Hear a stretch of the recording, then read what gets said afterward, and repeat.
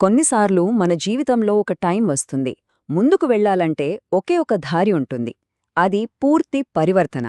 అంటే మన పాత వర్జన్ని వదిలేసి కొత్తగా పుట్టాలి. ఈరోజు మనం అలాంటి ఒక పునర్జన్మ కథ గురించే తెలుసుకోబోతున్నాం.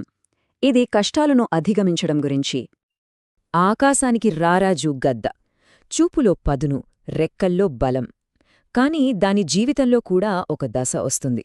ఆ టైంలో దాని ముందు రెండే ఆప్షన్సుంటాయి. 1 చావు, 2 బాధతో కూడిన పునర్జన్మ. మరి ఆ గద్ద ఏమెంచుకుంది? చూద్దాం. సరే, ముందుగా ఆ గద్ద ఎదుర్కొనే సవాలేంటో చూద్దాం. దాని జీవితంలో వచ్చే ఆ సంక్షోభం గురించి తెలుసుకుందాం. నమ్మడానికి కొంచెం కష్టంగా ఉంటుంది కాని గద్దకు ఏవైతే బలమో దాని షార్ప్ ముక్కు, బలమైన పంజాలు, దట్టమైన ఈకలు అవే దానికి శత్రువులుగా మారుతాయి. ఒకప్పుడు వేటకు హెల్ప్ చేసినవే ఇప్పుడు దాన్ని కదలకుండా బంధించేస్తాయి. ఇది నిజంగా జీవన్మరణ సమస్య. కాని అది లొంగిపోలేదు. చావును కాదు, నొప్పితో కూడిన పునర్జన్మనే ఎంచుకుంది.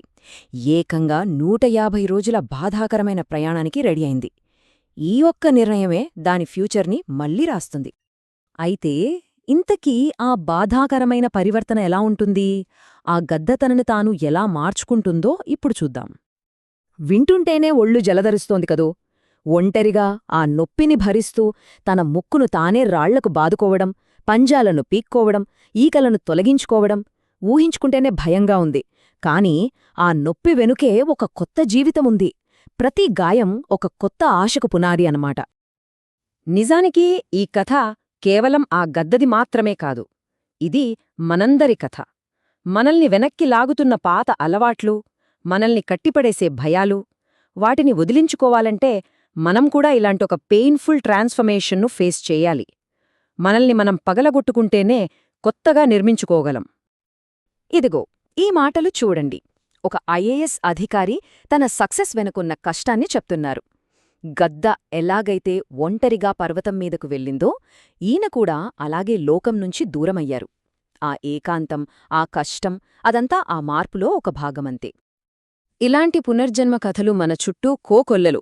యాసిడ్ దాడిని తట్టుకుని నిలబడిన ధైర్యం, ఓటముల్ని మెట్లుగా మార్చుకున్న క్రీడాకారులు, పిల్లల కోసం అహర్నిశలు కష్టపడే తల్లులు, వీళ్లందరూ ఎవరో కాదు, తమ కష్టాల్ని జయించి కొత్త జీవితాన్ని మొదలుపెట్టిన రియల్ హీరోస్.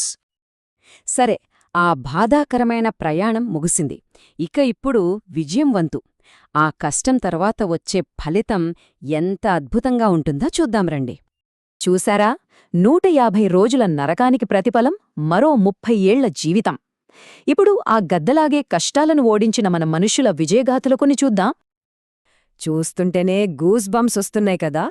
ప్రేమలో ఓడిపోయి, జేబులో కేవలం 30,000తో మొదలుపెట్టి ఏకంగా 3,000 కోట్ల కంపెనీ నిర్మించడం, రోజు కూలి, దేశం మెచ్చిన పద్మశ్రీ గ్రహీత కావడం, పేపర్లు వేసే అబ్బాయి గ్రూప్ 1 ఆఫీసర్ అవ్వడం, ఇవన్నీ సినిమాల్లో కథలు కాదు, కష్టానికి దక్కిన నిజమైన విజయాలు. ఈ ఒక్క నంబర్ చూడండి, 10 లక్షలు. ఇది జస్ట్ ఒక అంకె కాదు, ఆకలితో అలమటిస్తున్న 10 లక్షల మంది కడుపు నింపిన ఒక గొప్ప మనిషి సంకల్పం. ఒక్క వ్యక్తి తలుచుకుంటే ఎంత పెద్ద మార్పు తీసుకురాగలడో చెప్పడానికి ఇంతకంటే గొప్ప ఉదాహరణ ఇంకేం కావాలి? విజయమనేది ఒక్కరిదే కాదు, ఒక్కోసారి అది సామూహికం కూడా. దేశం గర్వపడేలా చేసిన మన క్రీడా బృందాలు, సమాజం పెట్టిన అడ్డంకుల్ని దాటి తమ కలల్ని నిజం చేసుకుంటున్నవాళ్లు, వీళ్లందరూ కూడా పునర్జన్మ పొందినవారే కదా. మరి ఈ కథలన్నింటి నుండి మనం నేర్చుకోవాల్సిన అసలు పాఠమేంటి? మన అసలైన శక్తి, మన బాధ్యత ఎక్కడ్నుంచొస్తాయో తెలుసుకుందాం. ఈ ఒక్క వాక్యం చాలు ఈ మొత్తం కథకు సారాంశం చెప్పడానికి. ఎంత పవర్ఫుల్గా ఉందో కదా! దీని అర్థం చాలా సింపుల్. మన జీవిత ప్రయాణంలో ఎదురయ్యే కష్టం మనదే, దానికొచ్చే ఫలితం కూడా మనదే. మన గెలుపుకు, మన ఓటమికి బాధ్యత పూర్తిగా మనదే. గద్ద తన కథను తానే ఎలాగైతే రాసుకుందో అలాగే మన జీవితాన్ని మార్చుకునే పెన్ కూడా మన చేతిలోనే ఉంది. పరిస్థితులు మనకు వ్యతిరేకంగా ఉండొచ్చు, నిజమే. కాని మార్పు రావాలన్న నిర్ణయం మాత్రం మనలోనుంచే రావాలి, బయటనుంచి కాదు. ఇప్పుడు అసలైన ప్రశ్న మనకోసం, మనల్ని వెనక్కి లాగుతున్న పాత సంకెళ్లను తెంచుకుని, మన భయాలను పక్కనపెట్టి ఒక కొత్త పునర్జన్మకు మనం సిద్ధంగా ఉన్నామా? సమాధానం మనలోనే ఉంది. నిర్ణయం మనదే.